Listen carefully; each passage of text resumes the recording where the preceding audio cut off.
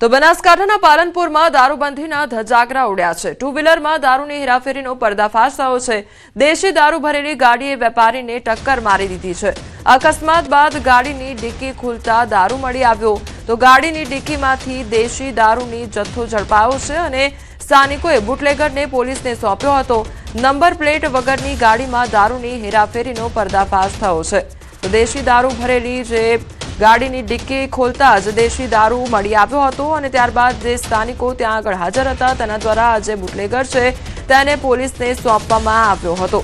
તો બનાસકાંઠાના પાલનપુરની આ ઘટના સામે આવી છે। સંવાદદાતા કિશોર અમારી સાથે જોડાઈ ગયા છે। કિશોર, ટુ વ્હીલરમાં દારૂની હેરાફેરી કરવામાં આવી રહી હતી, શું હતી આખી ઘટના? ચોક્કસથી પાલનપુર શહેરમાં આવેલા નવાગંજ વિસ્તારની અંદર એક જ્યુપિટર ચાલકે વેપારીને ટક્કર મારી હતી અને તે દરમિયાન જ્યુપિટરની ડિક્કી ખુલતા તે ડિક્કીમાં દેશી દારૂની પોટલીઓ ભરેલી હતી।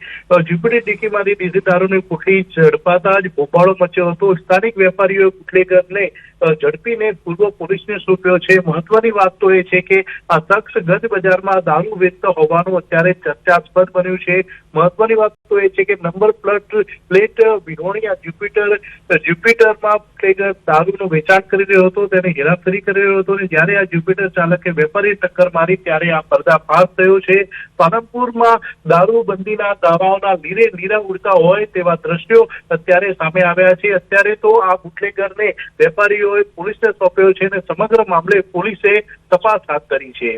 મોહમ્મદ જે કિશોર, સમગ્ર માહિતી બદલ આપનો આભાર। સાવરકુંડલા તાલુકાના દેતડ ગામે લોકોએ બેફામ દારૂના વેચાણથી ત્રાસી ગયા છે તો કંટાળેલા સ્થાનિકોએ સાવરકુંડલા રૂરલ પોલીસ સ્ટેશનનો ઘેરાવ કર્યો હતો।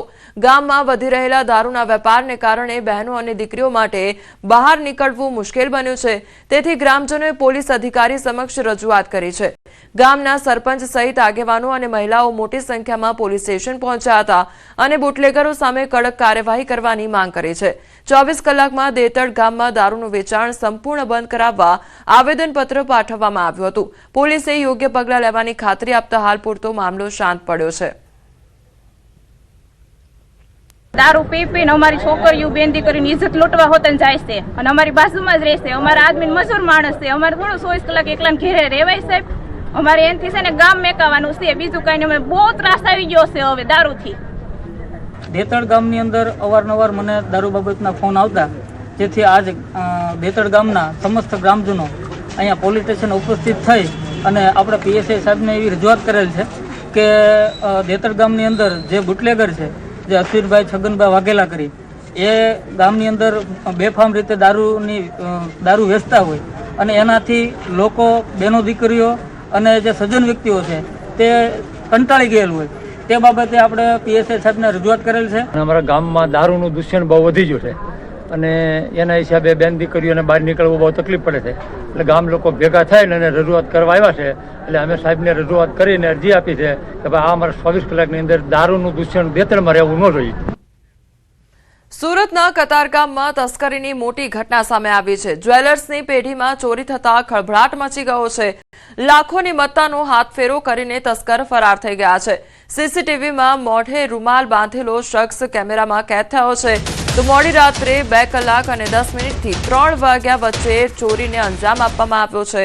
વેપારી દુકાન વધાવી ઘરે ગયા બાદ આ બનાવ બન્યો હતો। ઓફિસના પાછળના ભાગેથી કાચની બારી વાટે પ્રવેશ કરવામાં આવ્યો હતો તો કબાટ અને ડ્રોઅરમાંથી કિંમતી ઘરેણાં ઉઠાવાયા હતા। રૂપિયા 1.30 લાખની રોકડ પણ લઈ ગયો તસ્કર। તો સોના ચાંદીના દાગીના સહિત કુલ રૂપિયા 12.26 લાખની ચોરી કરવામાં આવી છે। હીરા જડિત ચાંદીના દાગીના પણ ચોરાયા। તો મોઝેનાઇટ ડાયમંડના પેકેટ પર પણ હાથ સાફ કરવામાં આવ્યો છે।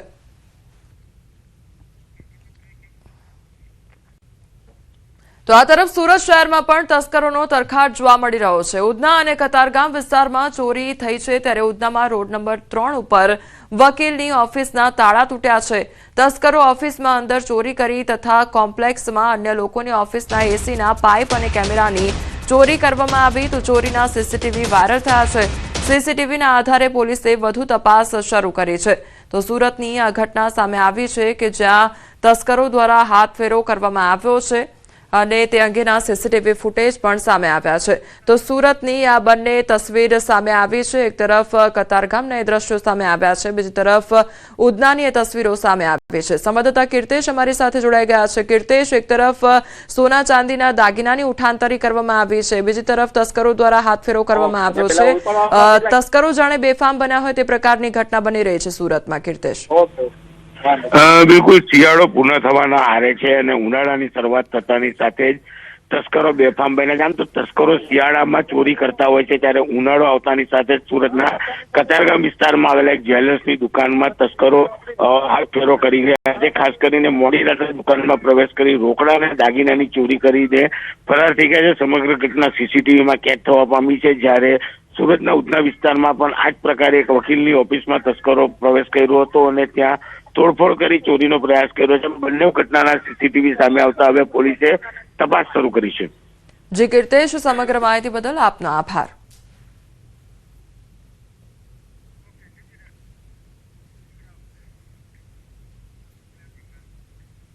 અરવલ્લી જિલ્લામાં અચાનક વાતાવરણમાં પલટો જોવા મળ્યો છે। ધનસુરા પંથકમાં સિસ્ટમ સક્રિય થતા વરસાદી છાંટા પડ્યા હતા, જ્યારે મોડાસા શહેર સહિત આસપાસના વિસ્તારોમાં વાદળછાયું વાતાવરણ સર્જાયું છે। વહેલી સવારથી જ હવામાન બદલાતા ખેડૂતોમાં ચિંતા ફેલાઈ ગઈ છે। આગાહી મુજબ વધુ વરસાદ આવે તો ઘઉં સહિતના પાકોને નુકસાન જવાની ભીતિ પણ વ્યક્ત કરવામાં આવી છે, જેને કારણે ખેડૂતના મોંમાં આવેલો કોળિયો છીનવાઈ જવાની સંભાવના ઊભી થઈ છે।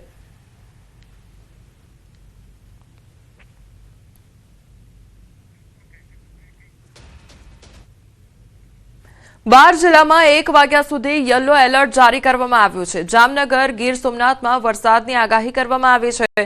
અમદાવાદ, ગાંધીનગર, સાબરકાંઠામાં આગાહી કરવામાં આવી છે। દાહોદ, વડોદરા, છોટાઉદેપુરમાં યલો એલર્ટ જારી કરવામાં આવ્યું છે। ભરૂચ, સુરત, નર્મદા, તાપીમાં માવઠાની આગાહી કરવામાં આવી છે।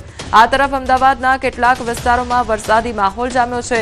અમદાવાદના પૂર્વ વિસ્તારમાં વરસાદી છાંટા પડી રહ્યા છે। અમદાવાદમાં પૂર્વ વિસ્તારમાં ખોખરા, નારોલ, નરોડા, નિકોલ, ઓઢવ વિસ્તારમાં વરસાદી છાંટા વરસ્યા છે। તો અમદાવાદના કેટલાક વિસ્તારોમાં વરસાદી માહોલ જામ્યો છે। વાતાવરણમાં એકાએક પલટો આવ્યો છે। ગુજરાતમાં વાદળછાયું વાતાવરણ જોવા મળી રહ્યું છે, જો કે અમદાવાદ પણ તેનાથી બાકાત નથી। અમદાવાદ શહેરમાં સવારે 8 વાગ્યાથી લઈને 10 વાગ્યા સુધીનો માહોલ એવો રહ્યો કે અમદાવાદ શહેરમાં અલગ અલગ વિસ્તારમાં વરસાદી છાંટા પણ જોવા મળ્યા। મહત્વની વાત છે કે હવામાન વિભાગની આગાહી પ્રમાણે આગામી દિવસોમાં જે પ્રકારે કમોસમી વરસાદની આગાહી છે, એમાં પણ 5 જિલ્લામાં કમોસમી વરસાદની આગાહી છે। હવામાન વિભાગે યલો એલર્ટ 5 જિલ્લામાં જાહેર કર્યું છે, ત્યારે અમદાવાદમાં પણ અચાનક પલટો જોવા મળી રહ્યો છે। દક્ષિણ ગુજરાતના વિસ્તારોમાં કમોસમી વરસાદની આગાહી કરવામાં આવી છે અને આગામી કલાકોમાં હવામાનમાં ઝડપી ફેરફાર થવાની શક્યતા છે, હવામાન વિભાગે વ્યક્ત કરી છે। 5 જિલ્લાની જો વાત કરવામાં આવે તો સુરત, ભરૂચ, તાપી, નર્મદા અને છોટાઉદેપુરના જિલ્લાઓમાં કમોસમી વરસાદની શક્યતા દર્શાવવામાં આવી છે। તો કેટલાક વિસ્તારોમાં ગાજવીજ સાથે છૂટાછવાયા વરસાદની પણ આગાહી કરવામાં આવી છે। આ વચ્ચે ખાસ કરીને ખેડૂતોને ખાસ સાવચેતી રાખવાની પણ સલાહ આપવામાં આવી છે। અચાનક વરસાદને કારણે પાકને મોટી અસર થઈ શકે છે। કાપણી માટે તૈયાર થયેલો જે ઊભા પાકને નુકસાન થવાની ભીતિ વ્યક્ત કરવામાં આવી છે, ત્યારે અમદાવાદ સહિતના અનેક જિલ્લાઓમાં હાલ વાદળછાયું વાતાવરણ છે તે જોવા મળી રહ્યું છે। દીપિકા કુમાર, ન્યૂઝ 18 ગુજરાતી, અમદાવાદ। આ તરફ મહેસાણામાં વાતાવરણ